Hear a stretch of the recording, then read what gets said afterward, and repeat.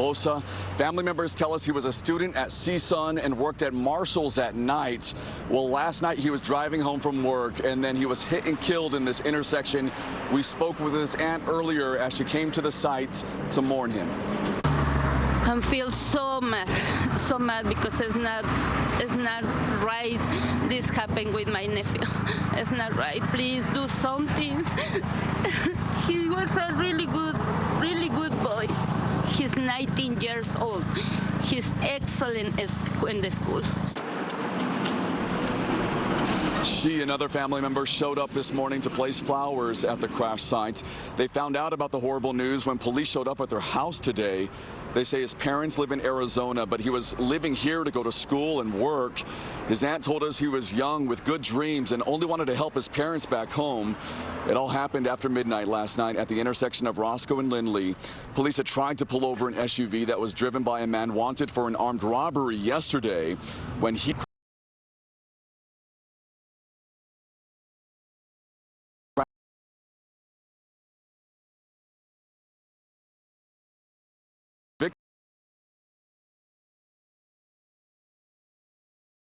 victim's aunt says she doesn't know whether or not to be mad at police. She says they need to be careful with other people around them in situations like this. But police say every situation's different. They observe every different type of pursuit in different ways to see what they need to do. And in this case, they say that suspect that was driving the SUV was armed and dangerous, and they needed to get him off of the street. They say, unfortunately, he did not stop for them. Reporting live in Northridge, Tony Cabrera, ABC 7 Eyewitness News. Tony, thank you. A memorial service is about to get underway for the doctor who was hit on his bicycle and then stabbed to death in Dana Point. Here's a live look at the funeral being held at the Festival of Arts grounds in Laguna Beach for Dr. Michael Mamoni. Loved ones gathering for the late 58-year-old. Mamoni was killed earlier this month. Prosecutors say Van Roy Smith hit Mamoni with his car and then stabbed him to death. Investigators say there's doesn't appear to be any connection between the two men. A judge recently agreed to a mental evaluation for Smith. And take a look at this scene. Air 7 was over in Porter Ranch. LA Fire says this car crashed into a two-story home on West Crystal Hills Drive around 9:30 this morning. Luckily, no one was injured. LA's Department of Building and Safety must now determine whether the home is safe for those residents to return. And now to our weather. Another chilly start to the day. Brianna is here with what we can expect this afternoon. Hey, Brianna. Yeah, good morning. I know it's been so cold the last couple nights, and that will continue on, although tomorrow morning will be a little less cold than it's been.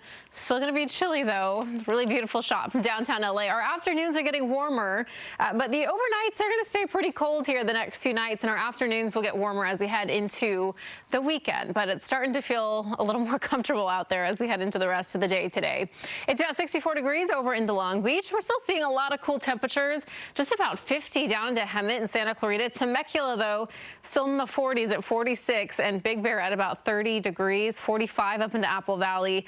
So a lot of spots still feeling on the cool side, 59 over into Oxnard. And we do have some clouds streaming overhead, too. So that will continue on the next few days. But our temperatures will get much nicer. It's going to be a really beautiful weekend. We've been talking about chances of rain over the weekend. That's out of the forecast now, so that's changed. We'll let you know what to expect on your Saturday and Sunday.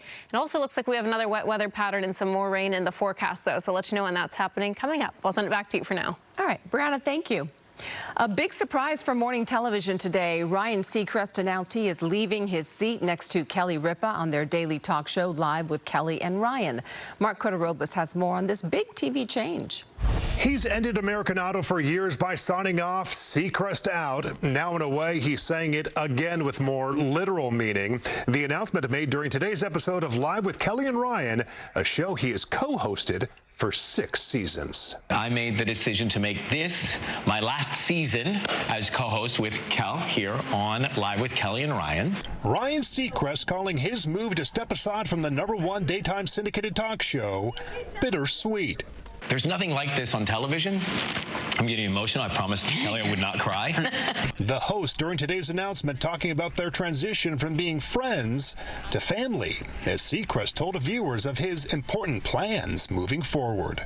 What I plan to do is once American Idol starts from Los Angeles live later in the spring, I'll head out to the West Coast and host that show, the 21st season of American Idol from Los Angeles. And you're not getting rid of me because, Gelman, I'm coming back to guest host and fill in. Dim the lights and here we go. In addition to Idol, Seacrest will stay busy with his radio show on Kiss FM and hosting Dick Clark's New Year's Rockin' Eve.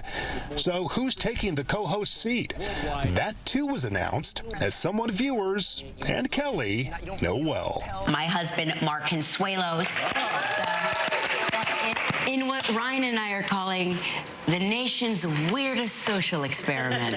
The move is still a few months out as Ryan finishes the current season. The new show will be rebranded as Live with Kelly and Mark. Mark Robles, ABC 7 Eyewitness News.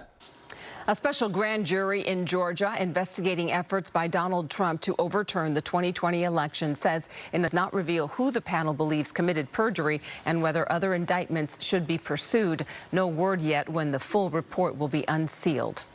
Today, President Biden will get a physical exam. It was supposed to happen a few weeks ago, but the White House says it was delayed because of the president's busy travel schedule. The results will be released to the public. Biden turned 80 in November. His last physical was in November of 2021, and his doctor said he was healthy and fit to execute his presidential duties. New this morning, a local high school and organization are getting more than $5 million to help with student mental health. Animo Jackie Robinson Charter High School in South LA will get more than $2 million, and the Riverside County Office of Education will get almost $3 million. The money is part of the $188 million in awards announced by the White House this morning. The grants are the largest investment the federal government has ever made in school-based mental health. And as we continue here at 11 a.m. with so many drivers going electric these days, did you know there are unique challenges and risks when dealing with an EV emergency?